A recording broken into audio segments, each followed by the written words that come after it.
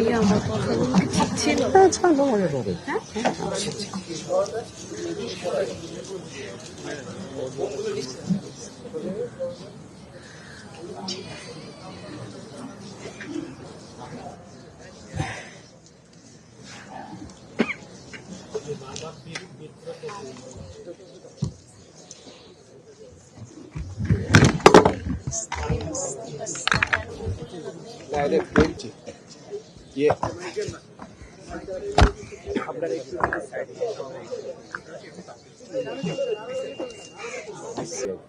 Social মিডিয়ার মানে খারাপ সাইডও আছে, ভালো সাইডও আছে। Yeah, definitely. আমাদের জুলাই আন্দোলনের ক্ষেত্রে সোশ্যাল মিডিয়ায় মানে played a great role. Regular লাইফে করতে পারতেছি। সো ইটস কাইন্ড অফ ওরকম নট স্পেসেস না, ওরকম স্পেসেস, ওরকম স্পেসেস নাই আসলে আশেপাশে। আমি যেরকম বসুন্ধরা থাকি, আমাদের কিছু টার্ক আছে যেখানে ফুটবল ক্রিকেট খেলতে পারি মাঝে মাঝে। আমার সত্যি মনে হয় করা সম্ভব যদি ওই উইলটা থাকে সব দিক থেকে। প্রথমেই তো আমরা তো জানি না, আচ্ছা ঠিক আছে যদি কিছু ঘটে কী করবো, what is the next step. রিপোর্টিংয়ের ওরকম কোনো স্টেপ নেয়, যদি থাকে ওটার ব্যাপারে মানে মানুষ প্রায় 3 কোটির উপরেই হবে আমরা ভিডিওটা দেখলাম। আপনারা সরি একটু খেয়ে নেন, আমি অন্য থ্যাংক ইউ সো মাচ।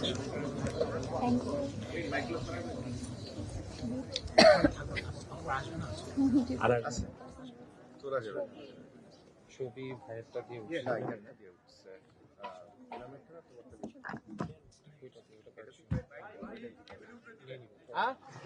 আচ্ছা আচ্ছা ঠিক আছে।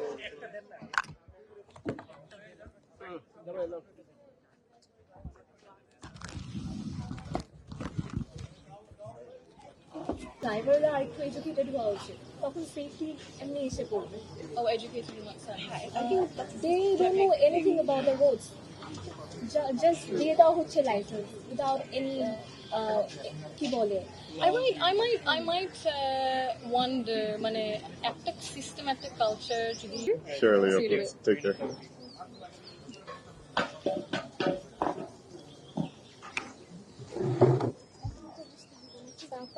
পুরো একটা video. Okay. We have surprisingly more input than outfits and watches, guys. আচ্ছা এটা একটু সরানো উচিত। I don't feel good about this. নিয়ে যাবে একটু পর।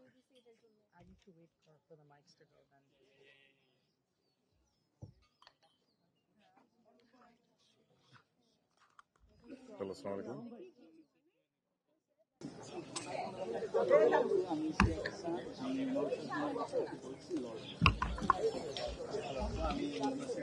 মানে বিষয় যে এখন ঠান্ডাতে হয়তো বা এসি ইউনিটগুলো চলছে না, অনেক এসি ইউনিট পুরনো এবং ওটা থেকে অনেক কেমিক্যালস, অনেক ফিউমস আসে। আর যখন গরমকালে সব একসাথে চালানো হয় তখন এরকম দেওয়া হয়, আপনি নিশ্চয়ই মেবি এগ্রি, তাহলে এক ধরনের মানুষেরাই ওরকম ওই সিস্টেমে রয়েছে।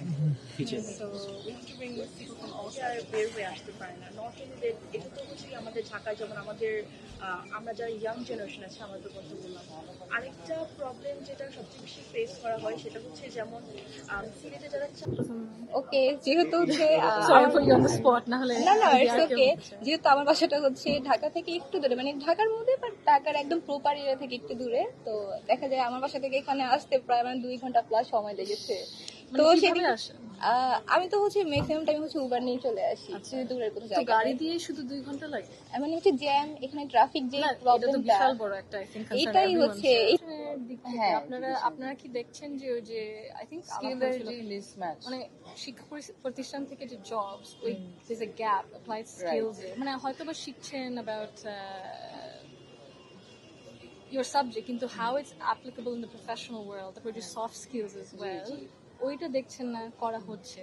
তারপরে অত কি সুযোগ সুবিধা আছে in terms of mentorship programs, internship programs, public private partnership এর মাধ্যমে যদি ওরকম থাকা হয় ওটাও তো সুবিধা হবে। সো ইফ আছে, এনার্জি আছে, এত কিছু করার মানে ইচ্ছা আছে,